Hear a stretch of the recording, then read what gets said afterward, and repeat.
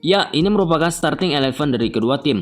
Persija Jakarta menggunakan pola 4-1-4-1 di atas kertas, sedangkan PSM Makassar menggunakan pola 4-3-3 di atas kertas. Kita lihat pergerakan pada grafis ini. Ya, di awal pertandingan ketika Persija Jakarta membuild up serangan teman-teman, Persija Jakarta kesulitan akibat Tony Sucipto tidak berhasil keluar dari penjagaan pemain nomor punggung 8 PSM, Sutanto Tan. Nah, di samping itu, Dutra yang menguasai bola teman-teman dijaga pergerakannya oleh Patrice Wanggai agar tidak mampu memberikan umpan ke McClock. Oleh sebab itu, Dutra bakalan memberikan umpan tersebut ke posisi Yan Mota. Kita lihat pergerakan grafis selanjutnya. Ya, ke Yan Mota. Kemudian teman-teman saksikan ketika pergerakan bola tersebut sudah diberikan ke Yan Mota, Tony Sucipto kembali dieliminasi pergerakannya oleh pemain-pemain PSM Makassar, Patrice Wanggai, Sutanto Tan. Jadi Persija Jakarta tidak memiliki gelandang yang mampu menjembati dari bawah, tengah hingga ke depan. Yan Mota yang menguasai bola bakal memberikan umpan tersebut ke Marco Mota. Kita lihat Marco Mota kembali ke belakang akibat penekanan pemain PSM.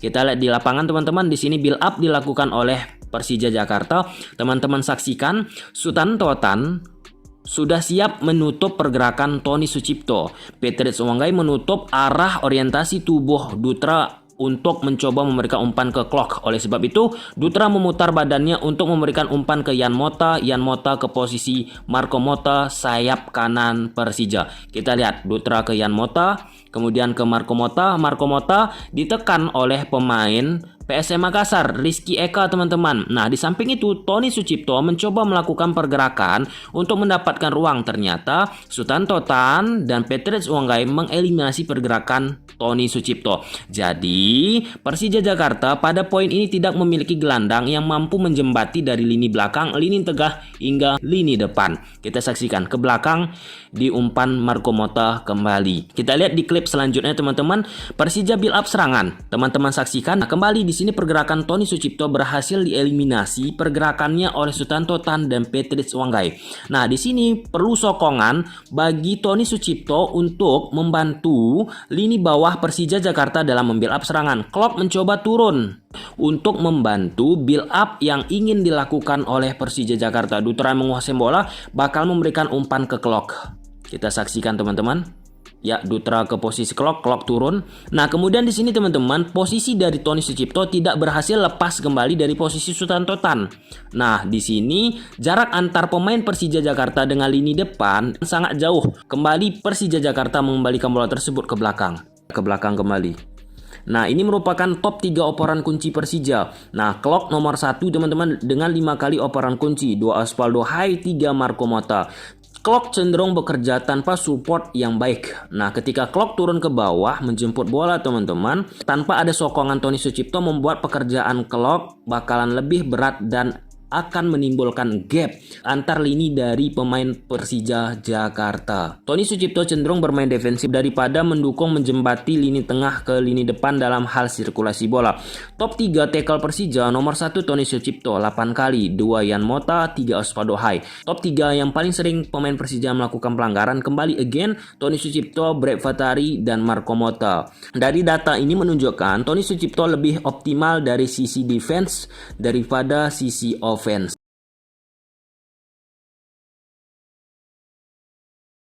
Akibat Tony Sucipto berhasil dieliminasi oleh pemain-pemain PSM Makassar, Patrice Wanggai dan Sutanto Tan, membuat pemain-pemain Persija terus-menerus mencoba mengarahkan bola ke Marco Mota dari sisi kanan permainan Persija Jakarta. Nah, contoh pada grafis ini teman-teman, Marco Mota menguasai bola langsung bermain dari sisi kanan Persija Jakarta, tetapi berhasil diputuskan oleh pemain PSM. Ya, jelas. Nah, di sini teman-teman kembali pemain-pemain Persija Jakarta khususnya Tony Sucipto again gagal lepas dari penjagaan ketat Sutanto Tan.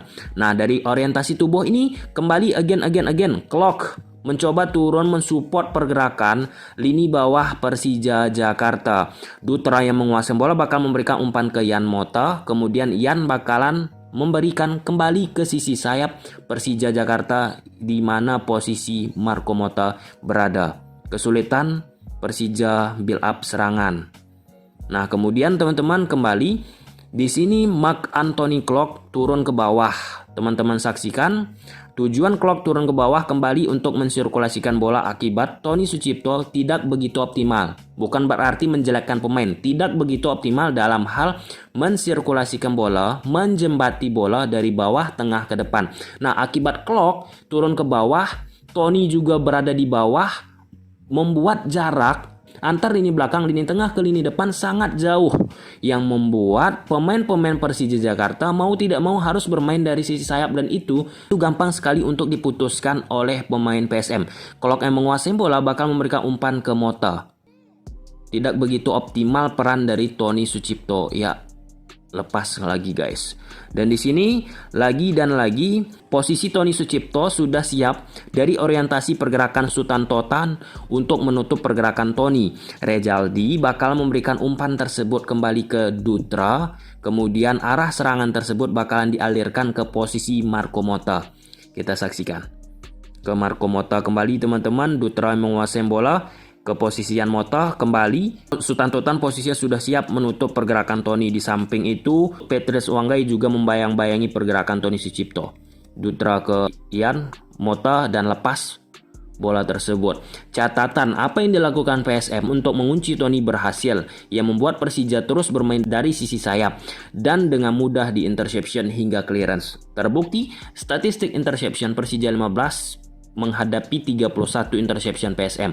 Statistik clearance Persija kalah 12 kali menghadapi 18 kali clearance dari PSM Makassar.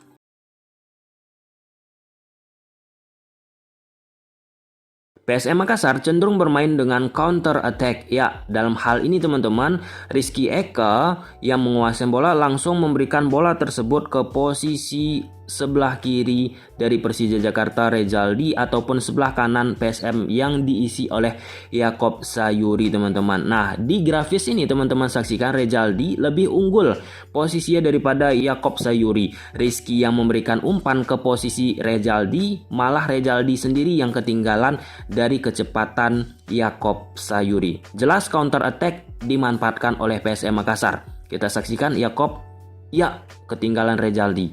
Nah, di sini kembali teman-teman dari interception yang dilakukan oleh PSM, kemudian langsung Sultan Totan memberikan umpan dan memanfaatkan serangan dari posisi sebelah kiri Persija Jakarta yang diisi oleh Rejaldi.